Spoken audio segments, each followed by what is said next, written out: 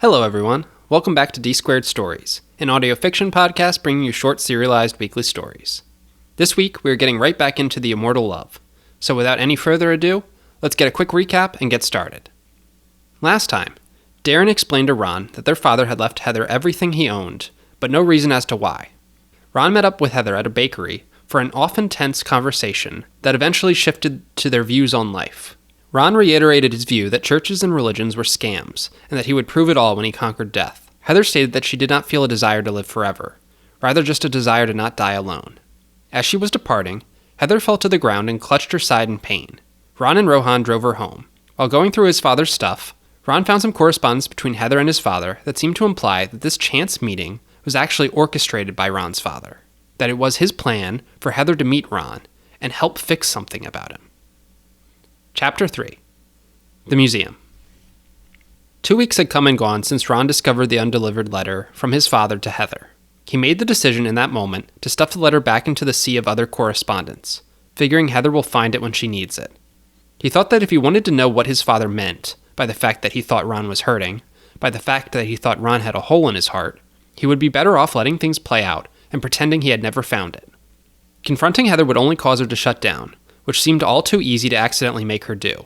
For those reasons, Ron decided to wait. "Sir, I'm happy to inform you that the last little bureaucrat holdout has been taken care of, and human trials are ready to proceed," a voice said. Ron was lost in thought about his father and the mystery woman in the middle of an emergently scheduled update meeting. This abrupt message drew him back to the real world and made him smile with glee. "Oh, that's excellent," Ron said. "I love to hear it." The man in the suit standing before Ron shook 2 small pill bottles in front of him before sliding both across the table. "I think you'll like hearing the sound of this even more, Mr. Young. For you," he said. "We won't get government approval on this for years to come, most likely. But once we have good signs from the preliminary reports, we can let you know so you can stop your aging altogether." Ron picked up the 2 pill bottles and eyed them with pure admiration. His holy grail was in hand, at long last, and he only needed to wait a little longer to drink from it. He felt a desire to lick his lips with satisfaction, to holler and howl into the air with victory in his conquest over death. He restrained himself, though. He had gotten so close in the past, and hurdles and delays managed to beset him. He would not celebrate until he knew beyond a shadow of a doubt he had finally won. A confused-looking investor at the table raised his hand. "Sorry, I know I'm a bit new to the team, but how on earth can a couple pills make someone have immortality? It seems far-fetched." The man who had slid the pills over to Ron slapped a younger-looking researcher on the back, one who had been clearly doing other work in this meeting. He startled and stood up straight fast. "Yes, so it's a 2-fold activation process," he said. "The first compound, the faster-acting one, sends the liver into hyperdrive, giving it the ability to regenerate and heal any defects, as well as eliminate all toxins in the body. This step is important because without a fully functional, well, really, it's more than a fully functional liver, the body cannot process the compounds." The researcher made little hand gestures to the crowd, which did little to convey the message any clearer. Ron watched on, wondering how his presentation of this has managed to deteriorate since the last time he saw it. The liver then processes the second compound, which does a myriad of things, but most notably causes the body to start producing stem cells at a higher rate, especially in older people where the production of the cells is slowed. It also has properties to instruct the body to make specific cells for purposes, allowing for hair regrowth, muscle and bone repair, and heightened cognitive function, preserving the brain. The investor asking the questions nodded. He clearly did not understand the process any better, but based on everyone else in the room pretending to understand it, he decided to go along with them. Ron, bored with this, checked his watch. His eyes widened a bit. "Okay, great presentation, team," he said. "I'm running late for a prior engagement. I appreciate all of your hard work and can't wait to see this come to fruition." Ron quickly packed his things and went out of the office and down the elevator. He texted Rohan, who responded to say he was already waiting out back. Ron shook his head and smiled. He had last made plans with Heather to go to the local art museum. Ron, for the most part, found paintings awfully dull, but knew there were a few statues in one of the exhibits. Moreover, it was Heather's idea, almost immediately, and he thought getting her somewhere in her element might yield better results in getting her to give up any information about what his father and her had schemed up for him. He ran out of the building and hopped into the car. Rohan looked back disapprovingly and made a clicking sound with his tongue.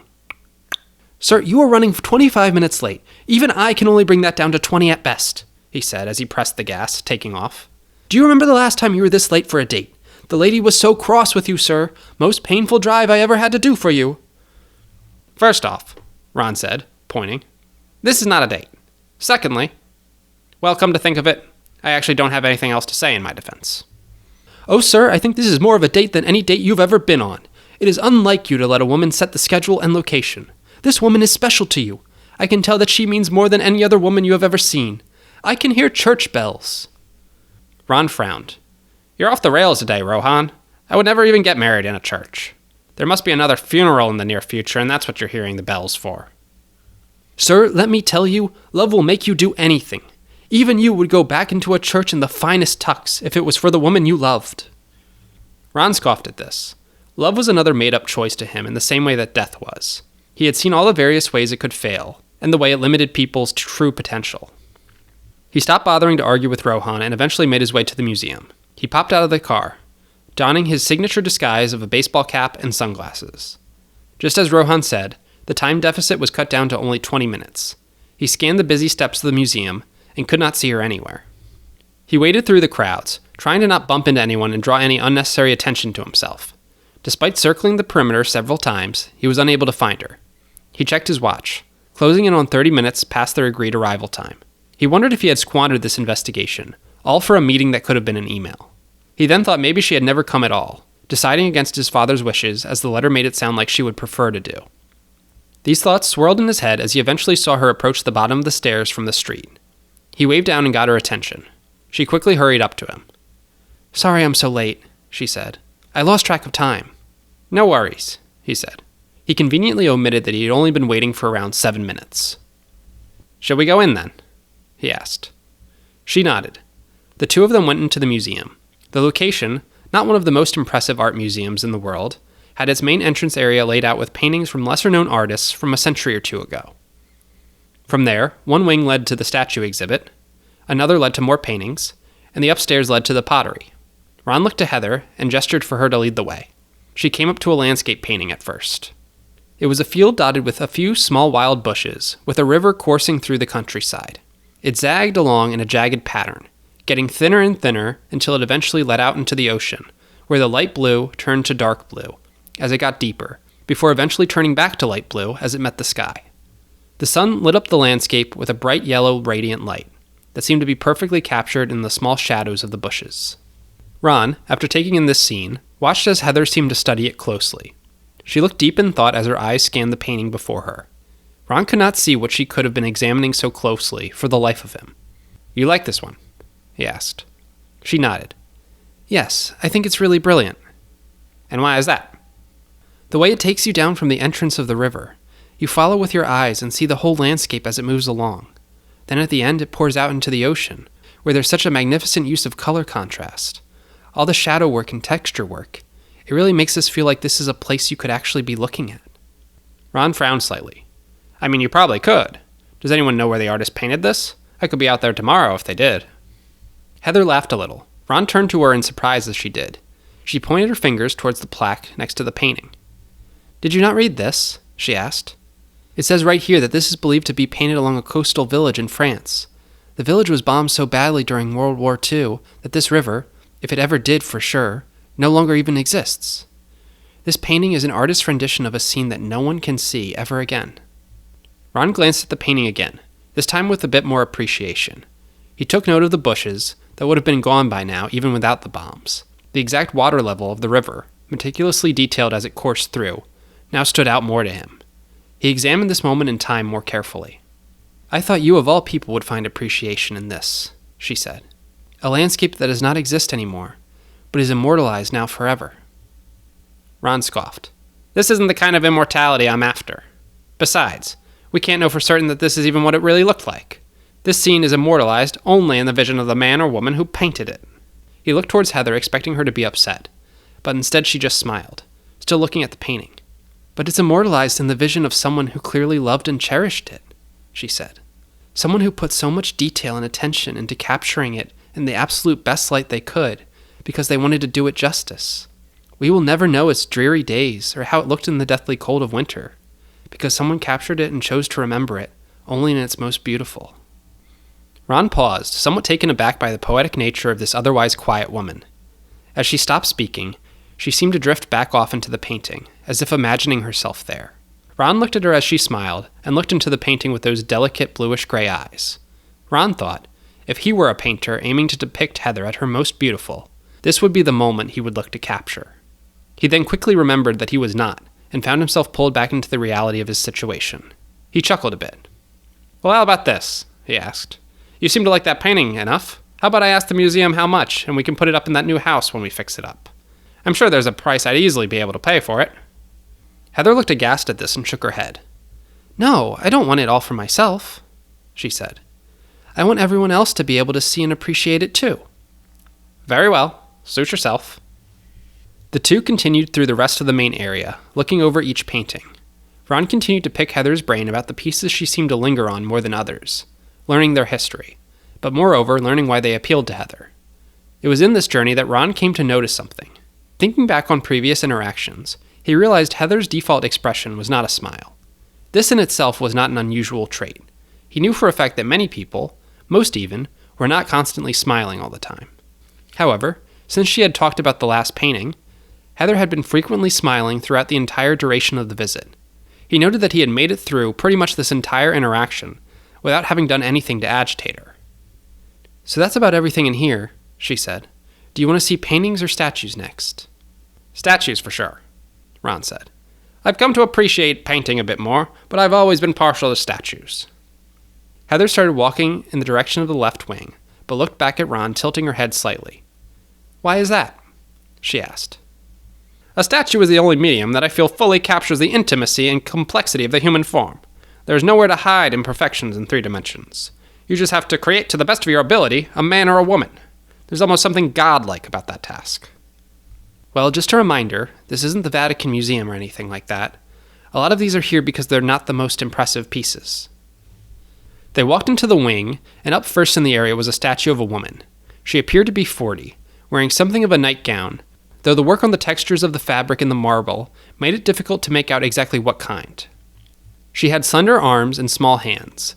Beneath the garments, she was shaped in an hourglass figure as she sat upon the marble chair.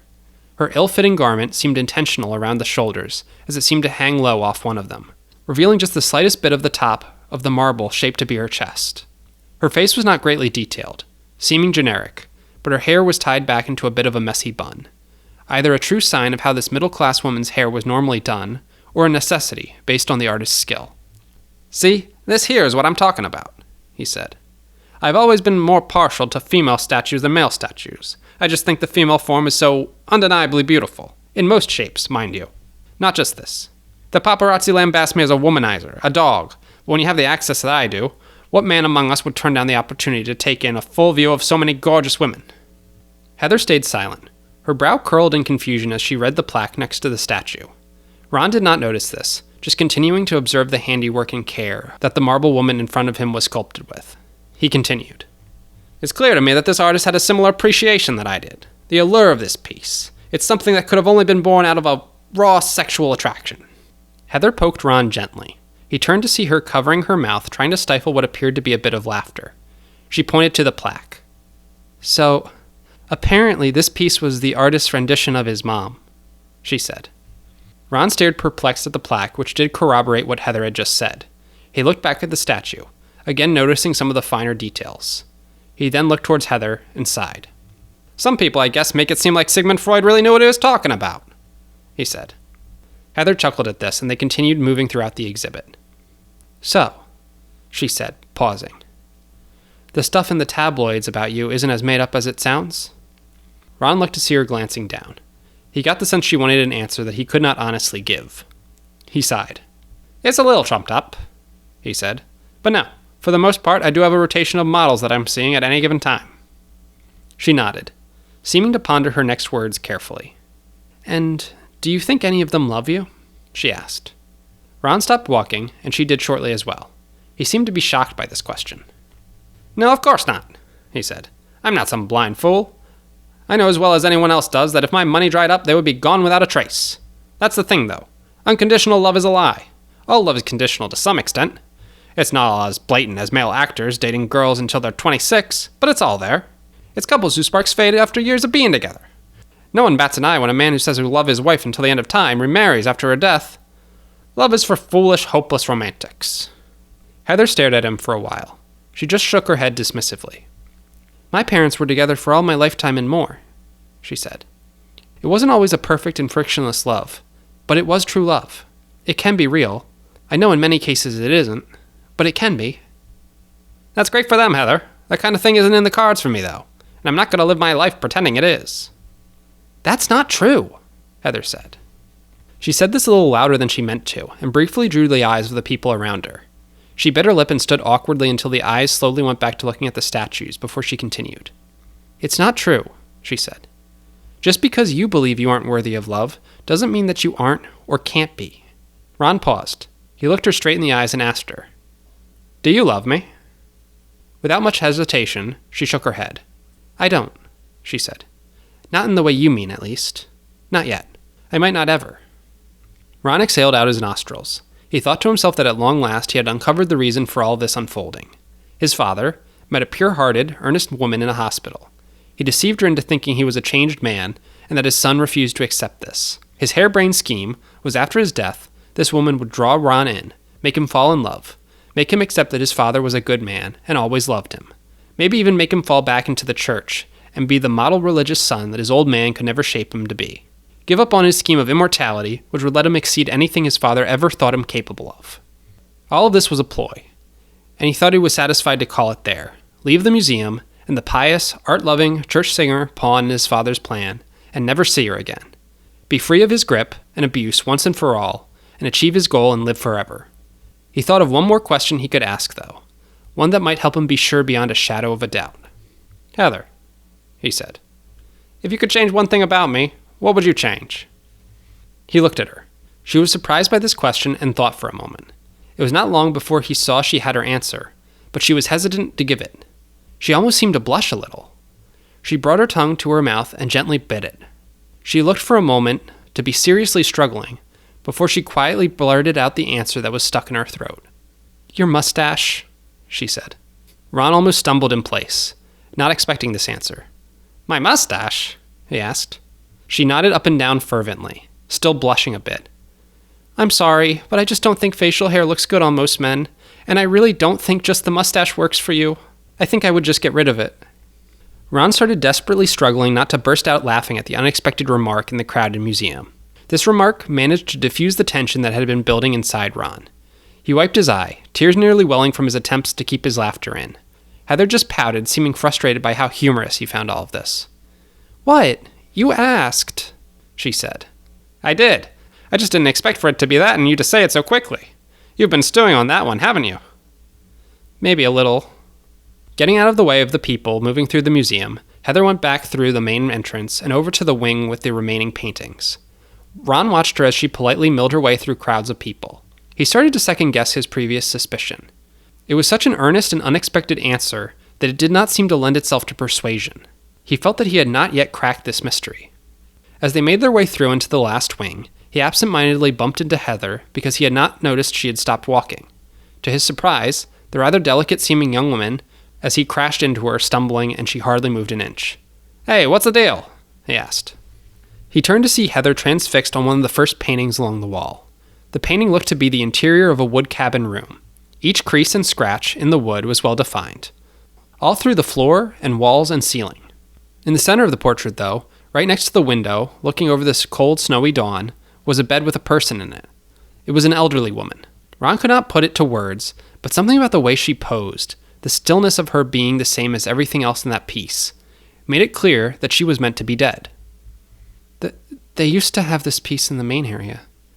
I had hoped they got rid of it, she said. Ron looked at the plaque. It read, Adrift in the Snow of Life. This 19th century painting was the creation of an artist who left his cabin to the city to get some supplies for his ailing mother. After getting snowed in, he returned to find her, dead for at least several hours, and painted the image on the spot. Good grief, that's morbid, he said. Come on, there's no need to look at that. He looked at her, but she remained almost frozen in place. His eyes started to soften. He remembered that she had confided in him, at their second meeting, that her worst fear was that she would die alone with no loved ones around her. He gently placed his arm on her shoulder. This broke her trance as she looked up at him as he slowly walked her away from the painting. He struggled to think of anything to say, and eventually decided against saying anything, and just continued to put distance between them and the grim scene. She looked up at him in wonder, seeming amazed by this uncharacteristically tender act from this otherwise cynical man. Before she could say anything, though, a scene broke out in front of them. A boy, around the age of 10, fell to the ground in the middle of the museum. Onlookers gasped as he struggled to get up immediately following the fall. His mother screamed. "Bart! Bart!" she cried. Heather turned to look towards the voice. "I know her," she said. She ran over towards the boy. She shooed some of the people standing around him out of the way and slowly helped him to his feet.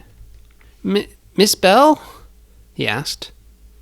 "That's right, Bart," she said. "Don't worry. I'm right here, and your mom's right here too."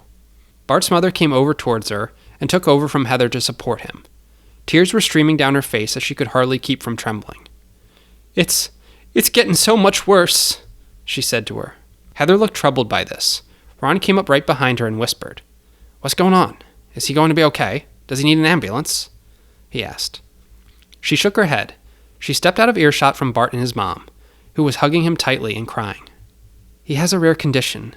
You might remember a few years back there was a contamination in the city's water supply, a chemical that before it was noticed was consumed widely and left a lot of people with a kind of incurable liver damage. Bart is one of my students. That's Janice's mom, and I know from my classes that he's one of the ones afflicted with it. It can spur on painful abdominal discomfort and sudden fatigue." "That's awful," he said. "Surely there's got to be some form of settlement money, some kind of treatment for it." "There isn't," she said. "Litigation is still pending, and there's no drug approved by the FDA that can do enough to reverse the damage. All the treatment does is just lessen the pain, until you eventually just die." Ron's eyes widened a bit. He suddenly clutched at his jacket pocket. He stepped forward and started waving his hands at the people who gathered. "Hey, beat it, people," he said. "Nothing to see here. Stop crowding around the kid and Ma." Everyone except for the four of them fanned out and went back to looking at the art. After taking a glance around to see no one was looking, he got close to Janice, and once she looked at him, he quickly lowered his sunglasses all the way down so that she got a look at his face. Her brow furrowed in confusion. "Aren't you—" "Shh, no one else needs to know, Miss Janice," he said. "I know things might seem bad, but I got something for you. One last-ditch effort. I can't promise you that it'll work, but I want to at least let you try." He pulled one of the bottles of pills from his pocket. He handed over the experimental drug to Janice and placed it in her hands. "What's this?" she asked. "I call it Amrita. That's a Sanskrit word for immortality, and the name of the most beautiful woman in the world, or so my driver says.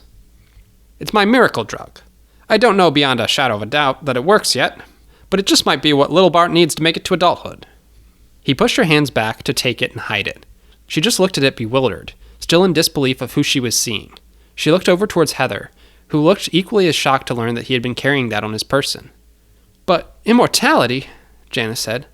"I don't know about that." Ron chuckled a bit. "Well, you have to keep taking it consistently to be immortal, so I wouldn't worry about that part. It's supposed to boost the regenerative effects of the liver, or so I'm told. If I had your odds, I'd give it a shot. What do you have to lose?"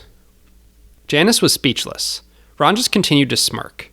He then had his attention drawn to two young women who seemed to be looking at him and pointing at him not so discreetly. It was from a direction he had not taken a close look at when he dropped his shades. He tapped Heather on the arm and leaned in close to her. "Ah, shoot, we might need to bail," he said. "I'll have Rohan bring the car around. It's a hike back to that new house of yours. Hop in with me." Without even saying goodbye to Janice or Bart, he swiftly weaved through the crowds to try and get out without being followed by anyone who might have recognized him. He texted Rohan a single dash. He turned as he exited the museum to see that Heather was not with him. He shrugged. He hurried down the steps, crossed the street, and hopped into the car. "All right, Rohan, let's floor it out of here," he said. "Sir, I can't do that without Miss Heather." He looked out the window to see that she was rushing across the street. She then was waiting at the crosswalk again. There was no one coming either way, but she still waited for it to turn green before crossing the street and then getting into the car, after passing a yellow sedan that had pulled up behind Rohan. He rolled his eyes at her. "The rules are the rules," she said. He chuckled. It was an uneventful ride back to West Fountain Street. When they got there, Ron got out too because he saw his younger brother on the roof still hard at work, all the way at 7:30 in the evening. He went out to heckle him. Hey, little bro, the house will still be here tomorrow. Don't you have a family to see? Darren checked his watch and let out an audible gasp.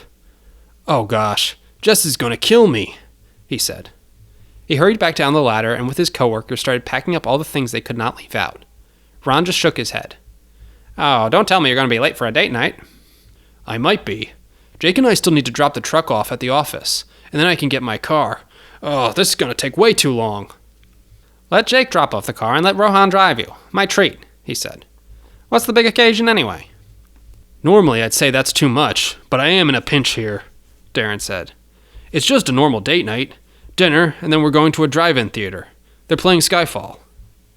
Oh, I love Skyfall, Heather said. You do? Ron asked. Oh, wait a minute. No, you said that you love Judi Dench. That makes sense. She chuckled. Well, that's true, but I also love spy stories and movies as well. I'd love to talk Bond with you all, but Jess will kill me, and I'm a busy man, and I have no time to die, Darren said. Ron scowled. Save the dad jokes for your kids. Darren stuck his tongue out and hopped into Rohan's car. Rohan sped out of there, almost striking a yellow sedan passing by in the process. Ron and Heather walked into the house.